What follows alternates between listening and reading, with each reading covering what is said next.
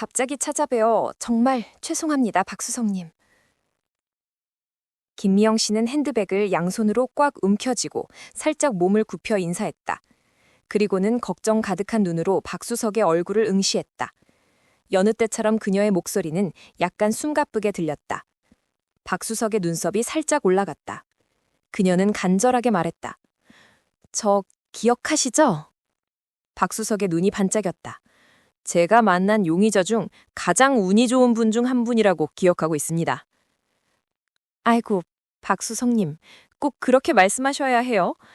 그때 저에게 해주셨던 친절은 잊지 않고 있어요. 지영이랑 저는 종종 박수성님 얘기를 하곤 해요. 그리고 신문에 박수성님 기사가 나면 오려서 파일에 보관하고요. 우리 집 강아지 복실이한테는 새로운 재주를 하나 가르쳤답니다. 박수석을 위해 죽어라! 하면 복실이가 죽은 척하고 누워서 꼼짝도 안 하죠. 영광이군요. 박수석이 말했다. 그래서 그 귀여운 복실이는 잘 지내나? 김미영 씨는 두 손을 맞잡고 자기 집 반려견을 입이 마르도록 자랑하기 시작했다. 아, 박수성님, 말도 마세요. 얼마나 영리해졌는지 몰라요. 모든 걸 다 알아듣는 것 같아요. 얼마 전에 제가 유모차에 있는 아기를 보며 예쁘다며 머리를 쓰다듬어주고 있었는데 갑자기 이상한 느낌이 들어 돌아보니 복실이가 최선을 다해 목줄을 물어뜯고 있더라고요. 그걸 보면 얼마나 똑똑한지 아시겠죠? 복실이도 우리가 지금 얘기하는 그런 범죄 취향을 가지게 된 모양이군요. 그러나 김미영 씨는 웃지 않았다. 오히려 그녀의 동글동글한 얼굴에 걱정과 슬픔이 스쳤다. 목소리를 낮추며 말했다. 아, 박수성님, 저 너무 걱정돼서 죽겠어요. 무슨 일인가요? 아시다시피 저 두려워요. 저 정말 두렵습니다. 제가 상습 범죄자라는 게 말이에요. 그런 표현을 쓸 자격이 있는 건지는 모르겠지만 자꾸 이상한 생각들이 떠오르는 거예요. 미칠 것 같아요. 무슨 생각이요? 아주 별난 생각들이에요. 예를 들어 어제는 은행을 털 완벽한 계획이 머릿속에 스쳐더라고요. 한 번도 그런 생각 해본 적이 없는데 갑자기 계획이 구체적으로 그려지는 거예요. 그리고 세관을 속일 수 있는 기발한 방법도 떠오르고 저는 확신이 들어요. 그게 단순한 생각으로 끝나지 않고 실제로 실행에 옮겨질 거라고요. 아마 그럴지도 모르죠. 박수석이 차갑게 말했다. 그 생각들이 위험한 이유가 바로 그 때문인가? 그래서 제가 얼마나 고민인지 몰라요, 박수성님. 어릴 때 엄격한 가정교육을 받고 자란 저로서는 그런 법을 거스르는 정말 나쁜 생각들이 자꾸 머리에 떠오르니 양심에 찔려 죽을 것 같아요. 제 생각엔 문제는 제가 너무 한가한 시간이 많아서인 것 같아요. 요즘 저는 노부인 댁에서 매일 편지를 읽어드리고 대신 써드리는 일을 하고 있어요. 하지만 편지 쓰는 일은 금방 끝나고 제가 책을 한두 줄 읽기가 무섭게 그분은 잠이 들어 버리시니까 할 얘기 없이 그냥 가만히 앉아있게 되는 거죠. 다시 말해 빈둥거리며 시간을 보내는 거죠. 게으름은 악마의 베개라는 말도 있잖아요. 쳇! 박수석은 혀를 찼다. 얼마 전에 최근에 나온 책을 한 권 읽었어요. 독일어를 번역한 책인데 인간의 범죄 성향에 대해 아주 시사하는 바가 크더군요. 제가 이해한 거로는 인간은 누구나 자신의 충동을 승화시켜야 한다는 의미 같았는데 사실은 그 때문에 선생님을 찾아온 거예요. 뭐라고요? 박수석이 물었다. 박수석님은 아실 거예요. 저는 그 자극을 추구하는 자체가 그렇게 사악하지는 않다고 생각해요. 제 인생은 불행하게도 아주 평범했거든요. 그래서 그 발바리들과 함께 운동을 했을 때가 진짜 사는 것 같았다는 생각이 들 때가 많아요. 물론 그건 비난받아 마땅하지만 제가 읽었던 책에도 그랬듯이 인간은 사실에 등을 돌리지 말아야 한다고 생각해요. 선생님을 이렇게 찾아온 것은 혹시 가능하지 않을까 하는 일말의 기대 때문이에요. 자극을 추구하는 제 그런 성향을 승화시킬 수 있도록 선생님께서 좀 도와주시면 안 돼요? 그렇게 되면 좋은 일에 그 성향을 쓸 수 있을 것 같은데. 아하, 박수석이 말했다. 그러면 자진해서 내 조수, 어시스턴트가 되겠다는 말씀인가? 김미영 씨의 별이 붉게 떴다. 제가 너무 넘은 말을 하고 있다는 것 잘 알고 있어요. 하지만 선생님이 너무 친절하게... 그녀는 말을 끊었다. 그녀의 연한 갈색 눈빛은 주인이 데리고 산책 나가주기를 간절히 바라는 강아지의 눈빛처럼 보였다. 그것도 하나의 착상에 들어가겠군. 에르큘 푸아로는 천천히 말했다. 물론 저는 그렇게 똑똑한 편은 아닙니다. 하지만 제가 가진 능력 중 순진한 척 하는 능력 하나만은 우수하다고 자부합니다. 물론 그러지 않을 수가 없었죠. 그렇지 않으면 먹고 사는데 지장이 많았을 테니까요. 그리고 제 경험상 좀 어리석은 척 하는 게 그렇지 않을 때보다 훨씬 더 결과가 좋다는 것을 알고 있죠. 박수석이 미소 지었다. 아가씨가 마음에 드는군요. 아이고, 박수석님, 정말 친절하신 분이에요.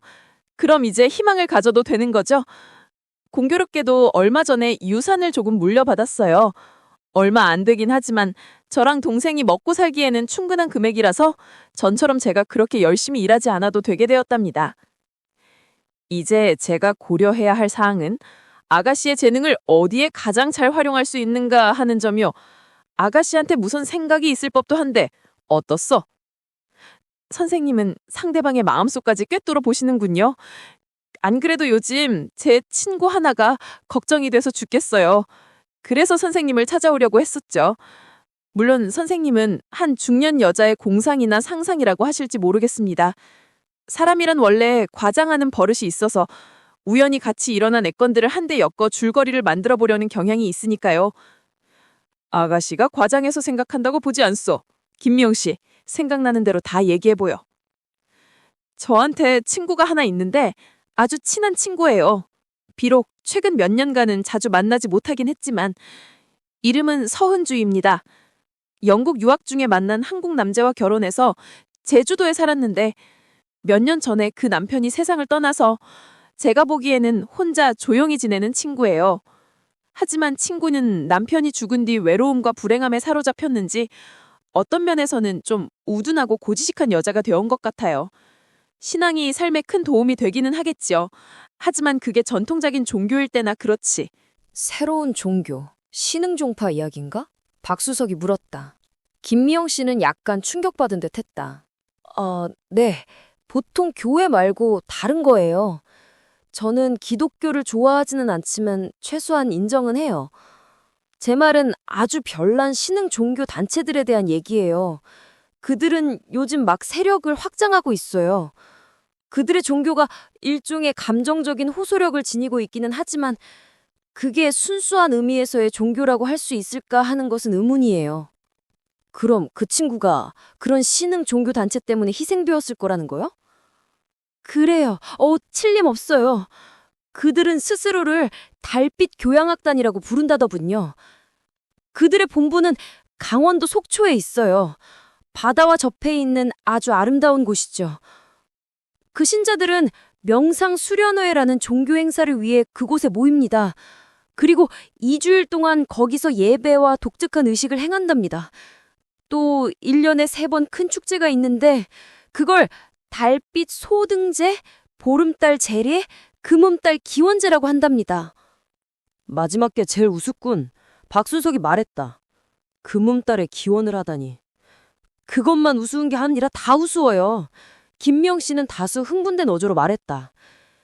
그 교단의 가장 중심 인물은 신도들이 위대한 지휘자라고 부르는 사람인데 한지훈이라는 남자가 바로 그 사람입니다. 직접 보면 인물이 아주 잘생긴 남잔가 봐요. 그 외모가 여성 신도를 끄는 매력이란 말이군요. 글쎄요. 그래서 걱정이 된다니까요. 우리 아버지는 인물이 아주 잘생기셨었어요. 그런 까닭에 교구 내에서 난처한 일이 종종 생겼답니다. 같은 성직자들끼리 시샘하고 그래서 교구가 갈라지고 그녀는 회상에 잠겨 고개를 저었다. 그 달빛 교양악단 신도들이 대부분 여성들이요? 적어도 4분의 3은 그럴 거예요. 남자들이 있다고는 하지만 그들은 대부분 얼치기들이죠. 따라서 그 교단의 세력 확장을 위해 전도를 하는 것도 헌금을 내는 것도 여자들이죠. 아하, 박수석이 말했다. 이제 문제의 핵심에 이르렀군요. 솔직히 말해, 아가씨는 그 단체가 사기단체라고 생각하는 거요? 솔직히 말해서 그래요, 박수성님. 그리고 제가 걱정하는 이유가 또 있어요. 그 불쌍한 제 친구가 그 종교에 빠져 최근에 자기의 모든 재산을 이 단체에 헌납하겠다는 유언장을 작성했거든요.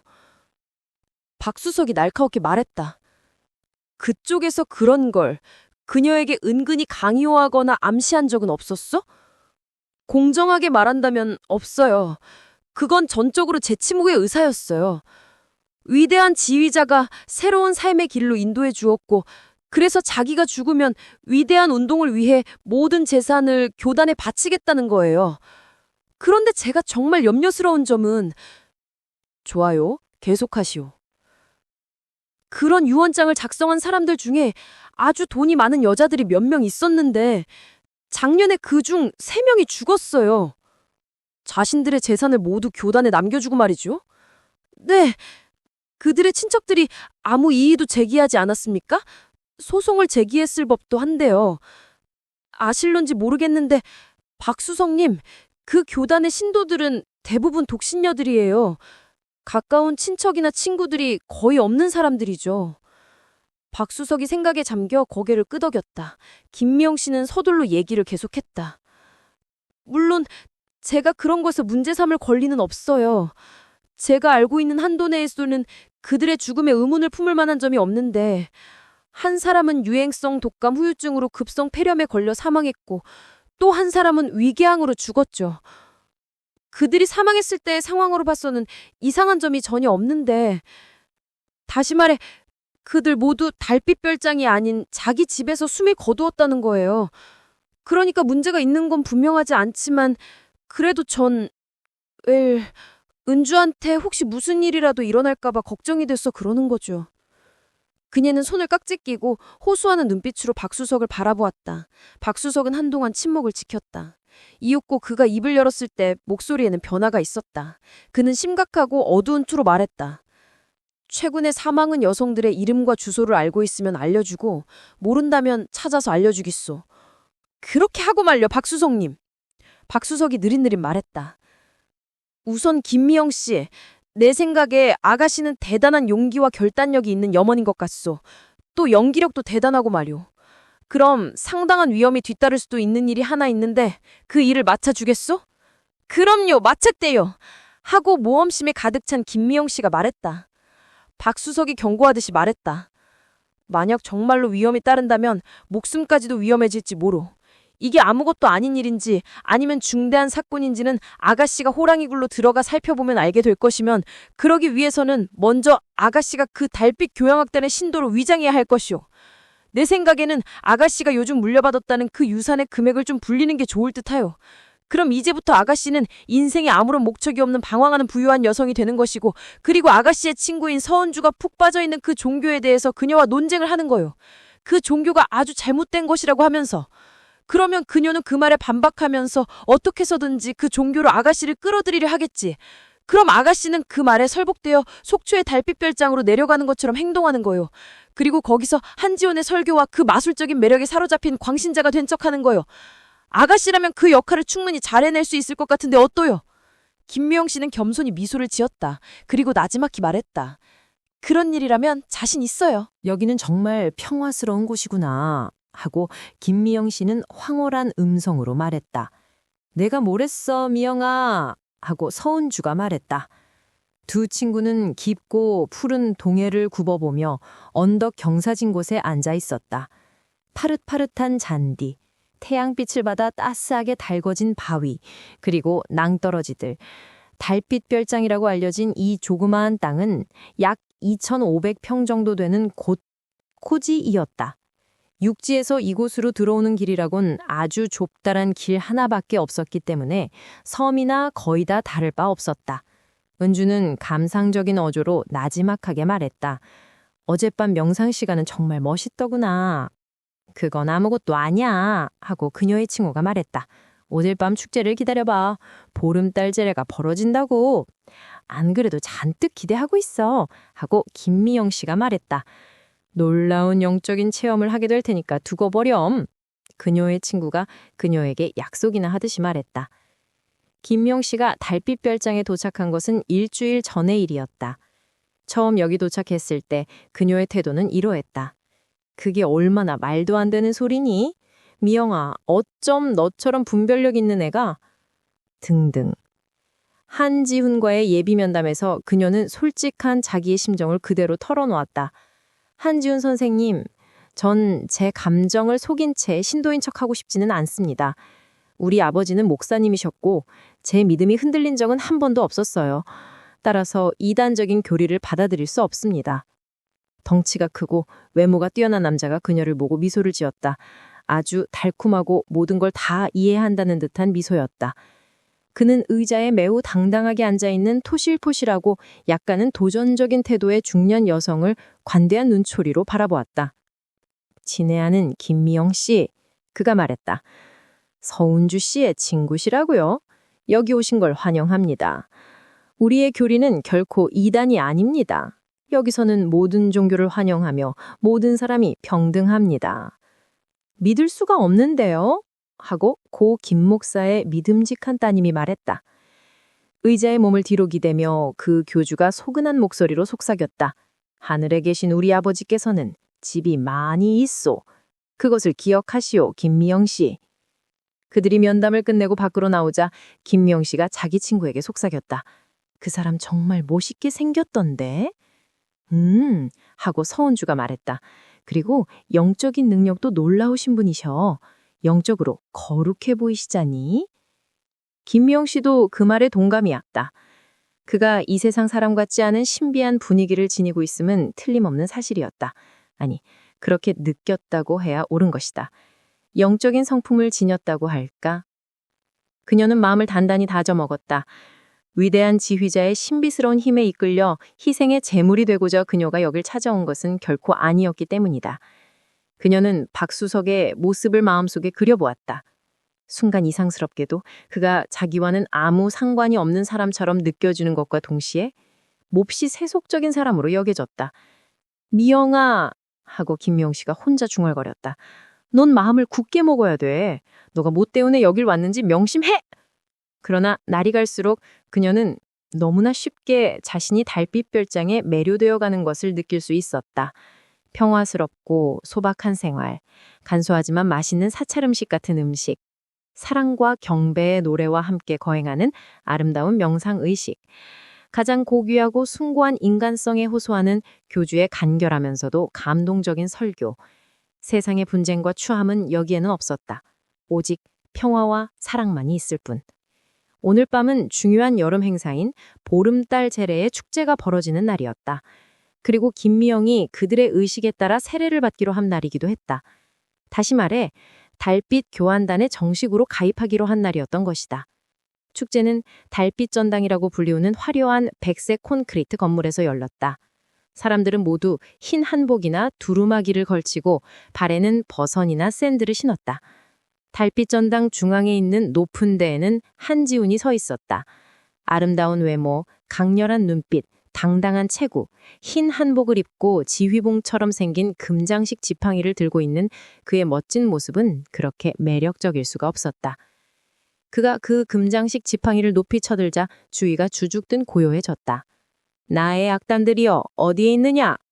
그러자 모인 회중들이 똑같이 입을 열고 대답했다. 여기 있나이다 지휘자시오. 너희들의 가슴에 기쁨과 감사가 충만할지어다. 오늘 밤은 기쁨의 축제니라. 기쁨의 축제, 저희가 기쁨이 넘치나이다. 너희들에겐 더 이상의 슬픔과 고통이 없을지어다. 기쁨만 있도다. 기쁨만 있나이다.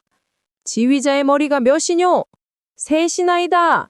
금머리, 은머리, 소리나는 동머리. 악단의 몸은 몇이뇨? 셋이나이다. 육의 몸, 타락의 몸, 빛의 몸. 달빛 악단은 어떻게 맹세하느뇨? 피로 맹세하나이다. 너희들은 그 맹세를 할 준비가 되었느뇨? 그러하나이다. 눈을 가리고 오른손을 앞으로 내밀지어다. 온 회중이 하나같이 각자에게 배급된 녹색의 스카프로 자기 눈을 가렸다. 김미영 씨도 다른 사람들처럼 손을 뻗었다. 위대한 지휘자가 그의 악단원들 사이를 차례로 지나갔다.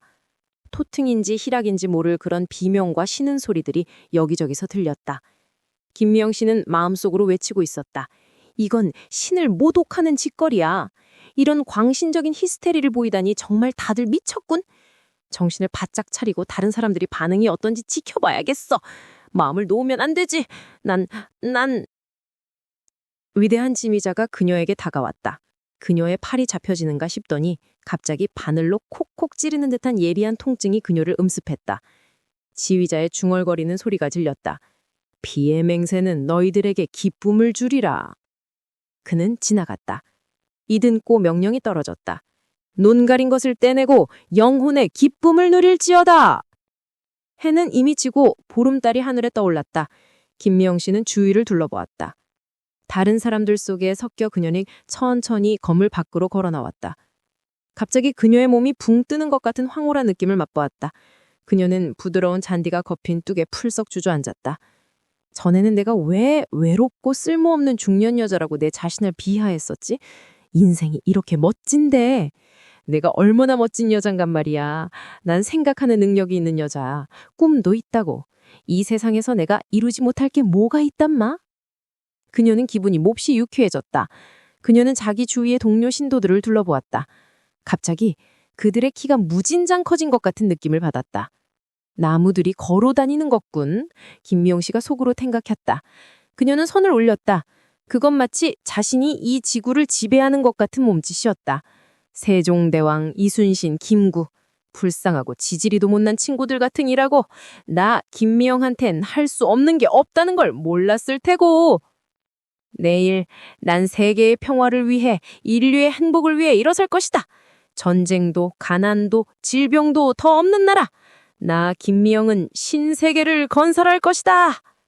하지만 서두를 필요에 없지. 시간은 얼마든지 있으니까. 1분이 지나면 또 1분이 오고 1시간이 지나면 또 1시간이 오거든. 김미영 씨의 사진은 무겁게 가라앉았지만 그녀의 기분만큼은 최고조에 달아 있었다. 온 세상을 훨훨 날아다닐 수 있을 것 같은 느낌이었다. 그녀는 잠이 들었는데 잠을 자면서도 꿈을 꾸고 있었다. 광대한 땅, 거대한 빌딩들, 멋진 신세계. 이듬고 점점 세상이 오므라들자 김미영 씨가 하품을 하였다.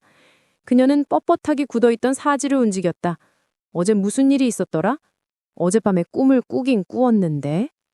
달은 여전히 하늘에 떠 있었다. 김미영 씨가 달빛에 손목시계를 비춰보았다. 정말 놀랍. 당신은 내 지시대로 따라야 해요. 알았소. 그럼요, 박수성님. 절 믿으세요. 그 교단에 재산을 바칠 의향을 비춰봤겠지요. 예, 박수성님. 제가 대교주, 아니, 한지훈 선생님에게 직접 얘기를 했죠. 모든 게 너무나 놀라운 계시로 이루어지는데 제가 감히 어떻게 그 종교를 비웃을 수 있으며 다른 종교를 믿을 수 있느냐는 식으로 감정을 풍부히 섞어 얘기했어요. 그런데 솔직히 말하자면 제가 진짜로 그에게 고백하는 것 같은 느낌이 들지 뭐겠어요. 아실지 모르겠지는 한지훈 선생님은 매력이 철철 넘치는 남자예요. 그러리라고 짐작하고 있소. 하고 박수석이 냉정하게 말했다. 그의 태도는 너무나 당당해서 어느 누구도 그의 앞에서 굴복하지 않을 수 없어요.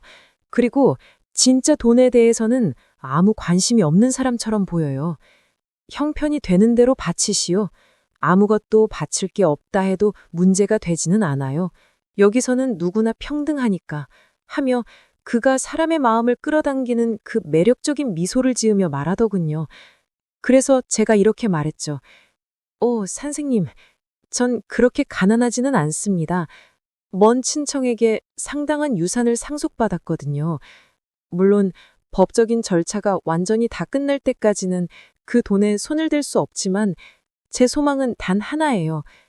그리고는 제가 갖고 있는 재산을 모두 교단에 기증하겠다는 유언사를 작성하고 싶다고 했어요. 물론 제게는 가까운 친척이 하나도 없다는 얘기까지 덧붙였죠. 그 사람은 유산을 기증하겠다는 그 뜻을 우아하게 받아들였겠건. 거기에 대해서 아주 초연하게 행동하던데요. 그의 말로는 이제 제가 장수할 것이며 세속을 초월한 영적인 생활과 기쁨이 충만한 삶을 오래도록 살아가게 될 거라고 하더군요. 그런데 그 말이 그렇게 감동적으로 들리더라고요. 그거야 당연하겠지. 박수석의 어조는 무뚝뚝했다. 그는 계속해서 말했다. 당신의 건강 상태에 대해서도 언급했겠지요. 예, 박수성님. 본래 결핵 환자로 치료를 했었지만 여러 번 재발했었다고요. 그러나 몇 년 전 요양소에서 치료받은 뒤로는 지금까지 한 번도 재발하지 않았다고 말해줬지요. 아주 그럴듯하군. 그렇지만 제 폐가 얼마나 건강한데 하필이면 결핵 환자라고 말해야 할 필요가 있었는지 난 모르겠군요. 꼭 그럴 필요가 있음은 물론이요. 당신 친구에 대해서도 언급했어? 예, 그에게 이건 아주 극비라는 단서를 붙여 얘기했죠. 은주는 남편한테서 물려받은 재산 말고도 그녀를 끔찍히 생각하는 고모로부터 조만간 아주 상당한 유산을 상속받게 될 거라고요. 아주 좋아요. 당분간 그게 서은주 씨의 생명을 지켜주겠구먼. 오, 박수성님, 정말 무슨 흑마가 있다고 생각하시는 거예요? 내가 알아내려고 하는 게 바로 그거요. 별장에서 김동수란 사람을 만난 적이 있소? 지난번에 내려갔더니 그런 이름을 가진 사람이 있더군요. 정말 특이한 사람이더라고요. 항상 살림욕 같은 복장에 채식만 고집한다는데 아주 열렬한 신도예요. 아하, 모든 게 척척 잘 맞아 들어가는군. 지금까지는 정말 일을 훌륭하게 해냈어. 이제 준비는 끝났으니 가을 축제인 금음달 기원제만 기다립시다. 김미영 씨, 잠깐만.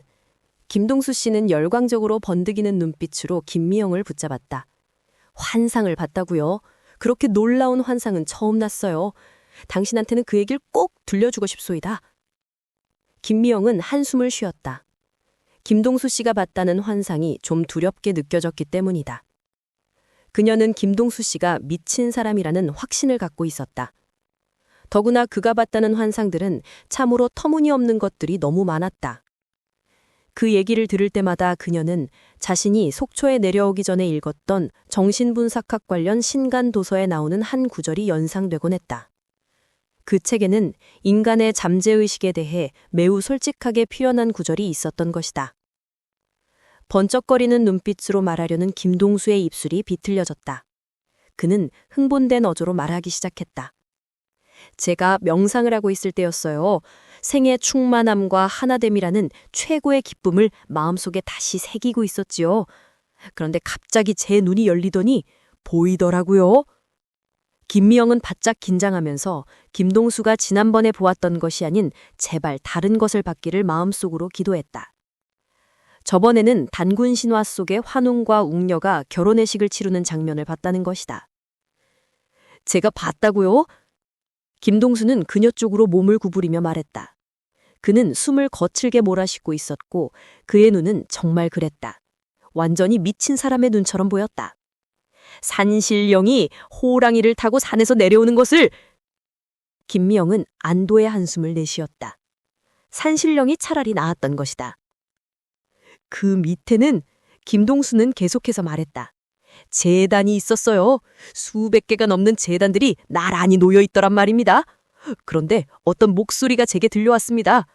지금부터 네가 보는 것을 기록해서 다른 사람들에게 알리도록 해라 라고요. 그가 말을 멈추자 김미영은 예의상 한마디 거들었다. 그런데요? 재단 위에는 결박되어 죽기만을 기다리고 있는 산 재물들이 놓여 있었어요. 처녀들, 수백 명의 처녀들, 젊고 아름다우며 흰 한목만 걸치고 있는 처녀들이... 김동수는 입맛을 다셨고 김미영은 별 엎일렸다. 그리고 까마귀 떼가 까맣게 몰려왔어요. 그런데 그 까마귀 떼들이 산신령의 호랑이와 함께 하늘에서 커다란 원을 그리더라고요. 그러더니 갑자기 모든 까마귀 떼가 재물들에게 내리 덮쳐 그들의 눈을 쪼아버렸지요. 그러자 비명과 울부짖음과 통곡하는 소리가 온 세상을 진동했어요. 그때 목소리가 또 들려왔습니다. 재물을 바라보라. 이로써 오늘 산신과 까마귀 신이 피로써 형제의 약속을 맺었느니라. 라고요. 그리고는 무당들이 칼을 높이 치켜들고 재물들에게 덤벼들었어요. 재물들의 손과 발을 자르고 김미영은 사디스틱한 광기가 도는 입술로 군침을 흘리고 있는 그 고문자에게 어떻게 해서든 빠져나가야겠다는 심정뿐이었다. 잠깐 실례하겠어요. 그녀는 얼른 달빛별장 입구의 관리인 집에 사는 윤 씨에게 다가가서 말을 걸었다. 그 남자는 사람들이 별장에 입장하는 것을 허가하는 관리인인 셈이다. 혹시 제 브로치 못 봤어요? 어디 바닥에 떨어진 모양인데. 윤 씨는 별장의 친절하고 즐거운 일반적인 분위기와는 영 동떨어진 남자였다. 그는 브로치 르튼 것은 보지 않았다고 으르렁거리며 말했다. 그런 일을 찾는 일 같은 것은 자기 일이 아니라는 태도였다. 그가 김미영을 떨어뜨리려 했지만 그녀는 길을 쓰고 그를 따라가며 브로치에 대해 이것저것 떠들었다. 그것은 김동수의 광기 있는 눈빛을 피해 그녀가 안전하다 싶은 곳까지는 어떻게 해서든 가야 했기 때문이다. 바로 그때 대교주가 본관에서 나오다가 그녀를 보고 미소를 지었다. 그 자비로운 미소에 용기를 얻은 그녀는 대교주님, 김동수 씨가 아주 이상하다고 생각하지 않느냐고 말하기로 했다. 대교주는 그녀의 어깨에 한 손을 내려놓았다. 두려움을 떨쳐버려야 하오. 완전한 사람은 두려움을 물리치나니. 하지만 제가 보기엔 김동수 씨는 미친 사람이에요. 그가 보는 환상이라는 게 아직은 불완전한 사람이기 때문에 그러는 것뿐이오. 자기 자신의 요격과 본능의 창을 통해 세상을 보니깐 말이오. 그러나 그가 영적으로 보게 될 날이 곧 오게 될 거요. 순수한 마음의 창을 통해 말이오. 김미영은 겸연쩍어졌다. 물론 그렇다고 하겠지. 그녀는 기운을 차려 다른 문제를 건드려 봐야겠다고 생각했다. 그렇다면 윤 씨의 태도가 그렇게 무례해도 될 이유라도 있나요? 대교주는 예의 그 자비로운 미소를 다시 지었다. 윤 씨는 집 지키는 충실한 개와 같은 사람이오. 성격이 좀 거칠고 원시적인 사람이지만 정말 충실하오. 그럴 수 없을 정도로. 그는 성큼성큼 걸어가 버렸다. 그녀는 대교주가 김동수에게 다가가 그 어깨에 한 손을 올려놓는 것을 지켜보았다. 그녀는 대교주의 능력으로 김동수가 앞으로 또 보게 될 환상의 영역을 좀 변화시켜줬으면 좋겠다고 생각했다. 어쨌든 가을 축제인 금음달 기원제까지는 이제 겨우 닷새 남았다. 축제 바로 전날 오후. 김미영은 속초 시내 한적한 골목의 조그만 카페에서 박수석을 만났다. 김미영의 얼굴은 빨개지했었고 보통 때보다 훨씬 더 숨가쁜 목소리였다. 그녀는 자리에 앉아 케이크를 포크로 뜯어 차와 함께 먹고 있었다. 박수석은 그녀가 한 단어로 대답할 수 있는 질문을 먼저 몇 가지 했다. 그 축제에 몇 사람이나 모일 것 같소? 한 100명 정도 예상해요. 물론 서은주도 거기에 참가할 거랍니다. 그리고 김동수 씨도. 그 사람은 요즘 들어 더 이상해졌어요. 자기가 환상을 본다나요, 뭐. 그중 몇 개는 저한테 얘기를 해줬는데 진짜 괴상망측한 얘기들밖에 없어요. 그가 정말 미친 사람이 아니길 바랄 수밖에요. 그 밖에 새로 들어오는 신자들이 꽤 될 거예요. 한 15명 정도요. 좋아요. 그럼 당신이 뭘 해야 되는지는 알고 있어? 김미영은 잠시 침묵을 지키다가 입을 열었다. 그런데 그 목소리가 어딘가 이상했다. 선생님이 저한테 해주셨던 얘기는 잘 알고 있어요, 박수정님. 그럼 됐어. 그런데 김미영이 딱 잘라 말하는 것이었다. 하지만 전 안 할 거예요. 박수석은 멍하니 쳐다보았다. 김미영은 자리에서 일어섰다. 그녀의 목소리는 빨라지면서 히스테릭했다. 선생님이 이곳에 나를 보낸 까닭은 한지훈 선생님의 동정을 살펴보라는 거였어요. 선생님은 그분의 모든 것에 대해 의심을 했어요. 하지만 그분은 훌륭한 분이세요. 위대한 교주시라고요. 난 그분의 마음과 영혼을 믿어요. 그래서 이제 더 이상 당신의 스파이 노릇을 안 하겠다는 거라고요, 박수성님. 나도 달빛 교양악단의 일원이에요. 대교주는 앞으로 다가올 세상에 대한 메시지를 주셨고 제 몸과 영혼은 그분께 속해 있단 말이에요. 그럼 제 착값은 제가 내고 나가겠어요. 말을 마치기가 무섭게 김미영은 몇천 원권 지폐를 탁자에 꺼내놓고 획하니 카페 밖으로 나가버렸다. 이런 하고 박수석은 중얼거렸다. 웨이트리스가 그를 2번이나 불렀을 때에야 그는 비로소 그녀가 계산서를 내밀고 있다는 것을 깨달았다. 그는 옆자리에 수상하게 생긴 남자가 흥미있는 눈초리로 빤히 쳐다보고 있는 것을 알고서 얼굴이 시빨개져서 얼른 계산을 하고서 밖으로 나갔다. 그는 생각에 생각을 거듭하고 있었다. 다시금 악단원들이 달빛 전당에 모였다. 그리고 예배의식의 문답이 되풀이되었다. 너희들은 그 맹세를 할 준비가 되어 있느냐? 그러하나이다. 눈을 가리고 오른손을 앞으로 내밀지어다. 흰 한복을 입은 위대한 지휘자가 위엄 있는 모습으로 사람들이 줄지어 서 있는 사이를 지나갔다. 채식만 고집하고 환상을 보는 김동수는 김미영 옆에 서 있다가 바늘이 그의 몸을 찌르자 고통에 찬 환희의 비명을 내질렀다. 위대한 지휘자가 김미영 옆에 섰다. 그의 손이 그녀의 팔에 닿았다. 안 돼! 그만둬! 이런 짓은! 도저히 믿기지 않는 말이었다. 그런 말을 하는 설레가 전혀 없었던 것이다. 서로 맞붙어 싸우며 고함치는 소리가 들렸다. 녹색 스카프가 그녀의 눈에서 떨어져 나가자 믿기지 않는 광경이 그녀의 시야에 들어왔다. 위대한 지휘자가 낯선 신자들과 흰 두루마기를 쓴 김동수의 손에 붙잡혀 버둥거리고 있었던 것이다. 본연의 모습으로 돌아온 김동수가 아주 형사다운 어조로 말하고 있었다. 함지훈, 당신을 체포하겠소. 범죄수사규칙 제4조에 따른 사전 고지를 합니다. 당신은 범죄 혐의자로서 이하 생략, 묵비권을 행사할 권리가 있습니다. 달빛 전당의 출입문에 낯선 사람들의 모습이 나타났다. 검은 정장을 입은 사람들과 평복 경찰들이었다. 누군가가 외쳤다. 경찰이야! 경찰이 대교주를 잡아가려고 해! 모든 신도들이 충격을 받은 듯했다. 모두들 경악에 찬 비명을 질러댔다. 그들에게 위대한 지휘자는 순교자였다. 다시 말해 무지몽매한 외부 세상의 박해로 고통당하는 순교자였던 것이다. 그동안의 김동수, 즉 강준호 반장은 위대한 지휘자의 손에서 굴러떨어진 피하주 사기를 조심스럽게 증거 봉투에 넣고 있었다. 나의 용감한 동지여.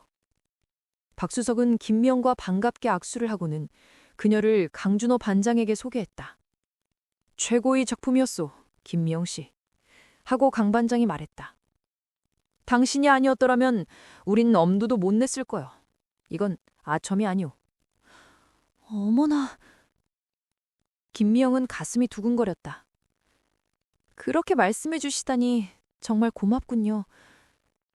솔직히 얘기하자면 정말 재미있었어요. 그 짜릿한 흥분, 그리고 제가 맡은 그 배역. 그런데 전 때때로 정신이 나가버려요. 제가 느끼기에도 저 역시 그 멍청한 여자들과 조금도 다를 바 없었다니까요. 하지만 바로 그것 때문에 당신이 성공했다고 할 수 있어요. 하고 강 반장이 말했다. 당신의 연기는 정말 일품이었소. 그러니까 대교주가 감쪽같이 속아 넘어간 것도 무리는 아니지. 사실 그 사람도 보통 야가 빠진 악당이 아닌데. 김명이 박수석에게 고개를 돌렸다. 그 카페에서는 정말 아찔했어요. 어찌할지 모르겠더군요. 그냥 임기응변식으로 어떻게 넘길 수밖에 딴 도리가 없더라고요. 당신은 정말 멋졌소. 하고 박수석이 따뜻하게 말했다. 처음에는 당신이나 나나 어느 한쪽이 제정신이 아니란 모양이라고 생각했지. 그러나 곧 당신의 행동에 무슨 의미가 들어있을 거라고 생각했어. 정말 충격이었어요. 하고 김미영이 말했다. 우리가 비밀 얘기를 하고 있는데 문득 카페 창문에 윤 씨의 모습이 비치지 뭐예요? 그 사람은 별장을 지키는 관리인인데 바로 제 뒤에 테이블에 앉아 있었던 거예요. 지금 생각해봐도 그게 우연이었는지 아니면 그가 일부러 제 뒤를 미행했던 것인지는 모르겠어요. 아까 말했지만 그 순간의 위기를 모면하는 방법은 임기응변으로 대처하는 수밖에 없었어요. 그래서 그렇게 행동했지만 박수석님이 저를 이해하게 되리라 믿었었죠. 박수석은 미소를 지었다. 난 그때 알아차렸어. 우리 얘기를 엿들을지 있을 만큼 가까운 자리에 있는 사람은 딱 한 사람뿐이었고 그래서 카페를 나와 그의 뒤를 미행해볼 생각을 했던 거죠. 그다 곧장 별장으로 들어가는 것을 보고서 난 당신이 실망시키지 않으리라 믿었던 거요. 그러나 그로 인해 당신의 신변에 위험이 닥칠까봐 무척 걱정이 되었어. 그때는 정말 위험했던 거예요? 주사기 속에는 뭐가 들어있는데요? 강 반장이 말했다. 제가 설명하겠소. 아니면 박수석이 할까? 박수석은 심각한 표정으로 말을 이었다. 김미영 씨, 그 한지훈이라는 남자는 이미 사람을 유인해서 살해할 계획을 다 세워놓았소. 아주 과학적인 살인 방법인 셈이오. 그는 아주 오래전부터 박테리아 연구를 하고 있었어. 서울 근교에다가 다른 이름의 생물 연구소를 하나 차리고는 거기서 여러 가지 균을 배양했던 거요. 그리고 축제 때는 그가 직접 자신의 추종자들에게 소량이지만 효과를 충분히 발휘할 수 있을 만큼의 대마초 추출물을 주사해줬던 거지. 사람들로 하여금 장엄하고 기쁨에 찬 환희의 환각을 보게 하는 게 바로 그 마약의 효능이었지. 결국 그가 추종자들을 꼼짝 못하도록 붙들어둘 수 있는 비결이라는 게 바로 그거였으며, 또 그가 사람들에게 약속한 영적인 기쁨이라는 것도 바로 그거였어. 아주 근사했어요. 그렇게 황홀한 느낌일 수가 없었다고요. 박수석이 고개를 끄덕였다. 그랬으니까 사람들한테 먹혀 들어갔겠지. 그 마약이 사람 몸속에 들어가게 되면 어느 누구나 자신이 최고라는 기분에 젖어들게 되고 군중의 선동에 말려들게 되네. 그는 그 점을 이용해서 사람들을 노예로 만들었던 걸세. 하지만 그의 목표는 그 외 또 한 가지가 더 있었네. 그는 혼자 사는 여자들에게 광신적인 감사의 마음을 불어넣어서 자신들의 재산을 모두 교단에 바치겠다는 유언서를 작성했네. 물론 그 여자들은 하나씩 차례로 죽어갔지. 그들이 죽은 곳이 모두 자기 집이었기 때문에 외견상으로는 그들의 죽음에 아무런 하자가 없었는데, 그럼 너무 기술적인 사항은 빼고 얘기하겠네. 전문가의 얘기로는 특정 박테리아 균만을 강력하게 배양할 수가 있다고던데, 예를 들면 대장균 517과 같은 것은 궤양성 대장염의 원인이 될 수 있다는, 창티수균이나 폐렴균 역시 그런 식으로 써먹은 걸세. 그리고 구식 투베르쿨린 주사약 중에는 건강한 사람한테는 해가 없지만 오래된 결핵병소를 활성화로 자극시키는 약이 있다네. 그놈의 영악함을 알 수 있겠나? 그 피해자들이 사망한 곳은 각기 다른 지역이었고, 따라서 각기 다른 의사들이 그들을 진찰했을 것이니 어느 누가 감히 그런 것을 의심이나 해봤겠는가? 그뿐만 아닐세. 그 남자는 특정 병균의 작용을 지연시키면서 동시에 강화시킬 수 있는 특수한 물질을 배양하고 있었네. 그래서 그 죽음을 더 자연스럽게 위장할 수 있도록 한 것이오. 그 내용이 더 정확하다면 전문가 얘기로는 그런 물질은 효과를 몇 개월 동안이나 지속시킬 수 있다고 하더라. 그래서 바로 그 물질을 마약으로 이용할 수 있다고 그는 믿고 있었던 것이오. 정말 악마가 있다면 그 녀석이 바로 악마일세 그려. 하고 강 반장이 말했다. 박수석은 계속해서 말을 이었다. 내 지시에 따라 당신은 한지훈에게 자신이 결핵 환자였다고 얘기를 했어. 그 결과 강 반장이 그를 체포했을 때 주사기에는 그 구식 투베르쿨린 약이 들어있었던 거지요. 물론 그걸 맞았다 치더라도 당신은 건강한 사람이니까 아무런 해가 없었을 거요. 내가 당신더러 자신의 결핵 병력을 그자에게 자꾸 강조하라고 시킨 이유가 바로 거기에 있었던 거지. 난 그 녀석이 다른 종류의 균을 선택할까봐 몹시 걱정이 되었어. 하지만 난 당신의 용기를 높이 샀고, 그래서 그런 위험을 감수하게 할 수밖에 없었어. 오, 그건 괜찮아요. 하고 김미영이 밝게 말했다.